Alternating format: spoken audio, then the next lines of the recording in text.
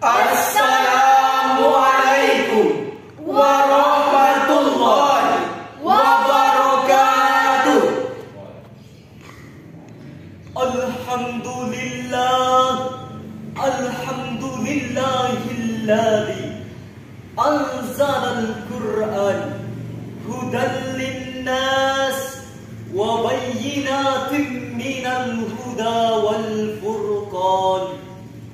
Ashhadu an la ilaha illallah wahdahu la syarika lah wa ashhadu anna Muhammadan abduhu wa rasuluh la nabiyya ba'dah amma ba'du. Puji dan rasa syukur marilah sama-sama kita ucapkan atas kehadiran Allah yang Maha Kuasa, yang mana beliau telah melimpahkan rahmat dan karunia-Nya kepada kita bersama, sehingga kita dapat menjalankan aktivitas kita seperti biasanya. Salawat beriringan salam tidak lupa dan bosan-bosannya kita kirimkan kepada Nabi besar kita, yakninya Nabi Muhammad sallallahu alaihi wasallam, yang mana beliau telah bertempur di medan pertempuran. Tak terhitung banyak medan tempur yang telah beliau ikuti demi menegakkan kalimat La ilaha illallah. Yang terhormat Dewan Hakim yang bijaksana, Baiklah, pada kesempatan kali ini izinkan kami menyampaikan materi kami yang berjudul Peningkatan Kualitas Sumber Daya Manusia Unggul Menuju Indonesia Maju. Hadirin wal hadirat yang dirahmati oleh Allah, masih ingatkah kita dengan slogan yang sempat didengung-dengungkan pada ulang tahun Indonesia yang ke-74? Slogan yang begitu diagung-agungkan dengan bunyi Sumber Daya Manusia Unggul Indonesia Maju. Yang kita harapkan bukan slogan tersebut. Yang kita harapkan suntikan nutrisi dari slogan tersebut dapat membangkitkan generasi muda. Kita sepatutnya bersyukur dilahirkan di Indonesia, dilahirkan di daerah Zamrud Khatulistiwa. Sebelum kami memperdalam materi kami, marilah dengarkan landasan ayat Al-Quran An-Nisa ayat ke-9. A'udzu billahi minasy syaithanir rajim. Bismillahirrahmanirrahim. Wal yakhshal ladzina law taraku min khalfihim dzurriyyatan di'afan hafu 'alaihim falyatawattaqullah wal yaqulu qawlan sadidan. Kata Allah, dan hendaklah takut kepada Allah orang-orang yang sekiranya meninggalkan suatu keturunan yang lemah. Di belakangnya mereka khawatir terhadap kesejahteraannya. Oleh sebab itu, hendaklah mereka bertakwa kepada Allah Subhanahu wa ta'ala, dan hendaklah mereka berbicara dengan tutur yang benar. Quran Surat An-Nisa ayat 9.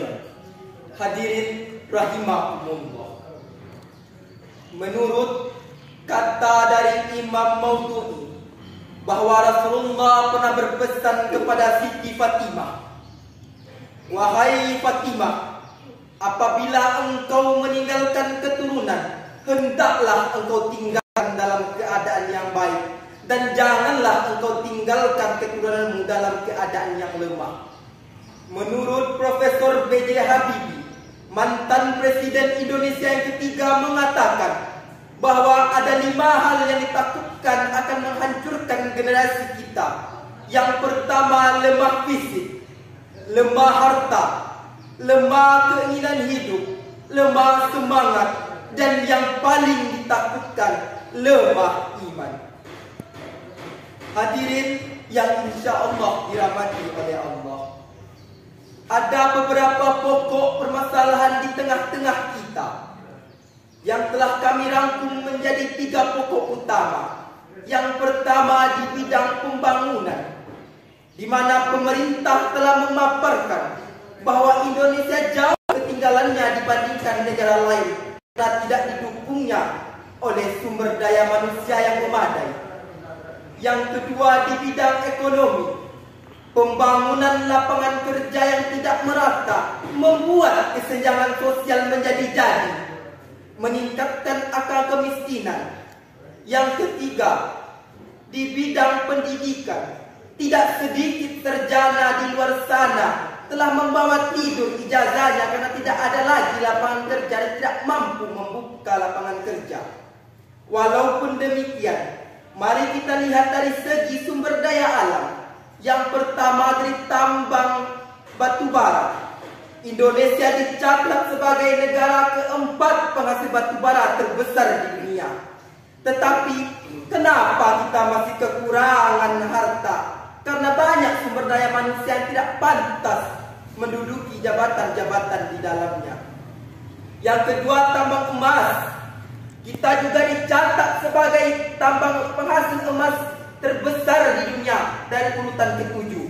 Kita mampu menghasilkan emas sebanyak 7 ton troy ounce emas per tahunnya. Tetapi kita tidak tahu kemana dana itu mengalir. Yang ketiga, hasil pertanian kita. Indonesia dicatat sebagai negara ketiga penghasil beras terbanyak di dunia, dengan hasil rata-rata dulunya 70 ton. Tetapi sayangnya sekarang kemana beras kita yang 70 ton? Bukannya mengekspor, sekarang kita mengimpor beras ton-ton untuk ke luar negeri. Tanah-tanah kita, sawah-sawah kita yang kita tanami padi, sekarang telah ditanami oleh lantas. Bagaimana dengan kondisi sumber daya manusia kita sekarang? Menurut Bank Dunia, indeks sumber daya manusia kita berada di urutan 87 dari 157 negara. Bandingkan dengan Singapura yang berada di urutan kedua dan Korea Selatan yang berada di urutan ke-13. Lantas, bagaimanakah sumber daya manusia kita untuk meningkatkannya agar menjadi negara yang lebih maju lagi? Jawabannya mari kita renungkan firman Allah dalam surat Al-Jasiyah ayat 13. Bismillahirrahmanirrahim. Wa syakhara lakum ma fis samawati wa ma fil ard wa ma fil ardi jami'an min inna fi dzalika laayatin liqaumin yatafakkarun. Kata Allah, dan Dia menundukkan apa yang ada di langit dan apa yang ada di bumi untukmu semuanya sebagai rahmat darinya. Sungguh hal ini benar-benar terdapat tanda kebesaran Allah bagi orang-orang yang berfikir. Quran Surat Al-Jasiyah ayat 13. Imam Jalaluddin Asyuyuti dalam Al-Mahali dalam tafsirnya Jalalain menyebutkan bahwa matahari, bulan, bintang, air hujan, hewan, tumbuh-tumbuhan, dan sungai-sungai merupakan anugerah luar biasa yang diberikan Allah kepada manusia. Semuanya menunjukkan kekuasaan dan kemurahannya bagi orang-orang yang cerdas.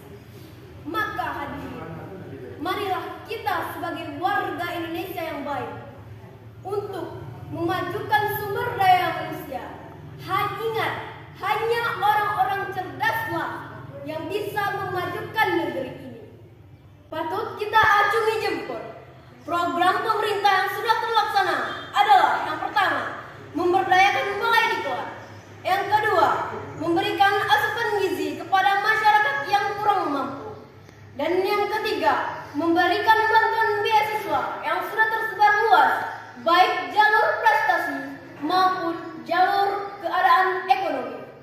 Maka dengan ini kita dapat simpulkan bahwa Indonesia dengan potensi alamnya akan maju dengan kualitas sumber daya manusia yang berkualitas. Yang kedua, Indonesia dengan potensi alamnya akan berkualitas dengan manusia yang cerdas, berkualitas, takwa, serta beriman kepada Allah Subhanahu wa Ta'ala. Demikian materi yang dapat kami sampaikan. Saya Hamdan Syukron. Saya Meksa Filatul Fitri. Saya Yuda Saputra Mengucapkan wabillahi taufiq wal hidayah. Wassalamualaikum warahmatullahi wabarakatuh.